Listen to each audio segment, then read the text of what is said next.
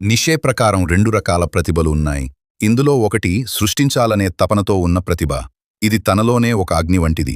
ఇలాంటి వ్యక్తి కొత్త ఆలోచనలు పుట్టిస్తాడు. ప్రపంచాన్ని మార్చాలనే తపన కలిగి ఉంటాడు. ఇతరుల ప్రభావం కంటే తన స్వంత శక్తిని ఎక్కువగా నమ్ముతాడు. ఇది సృష్టికర్త యొక్క ప్రతిభ. అతను ప్రపంచాన్ని అనుసరించడు, ప్రపంచమే అతన్ని అనుసరిస్తుంది. రెండవది స్వీకరించి సృష్టించే ప్రతిభ.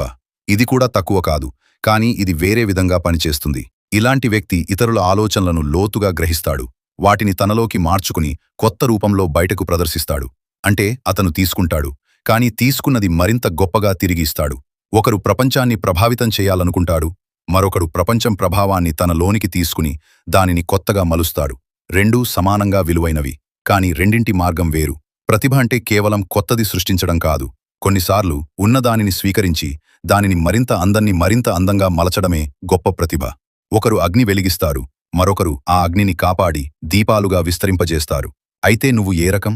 ప్రపంచానికి కొత్త అర్థాలు ఇవ్వాలనుకునేవాడివా, లేక ప్రపంచమిచ్చిన అర్థాలను లోతుగా మార్చి మరింత అందంగా మలచేవాడివా? నీ స్వభావాన్ని తెలుసుకో, అదే నీ అసలు ప్రతిభ.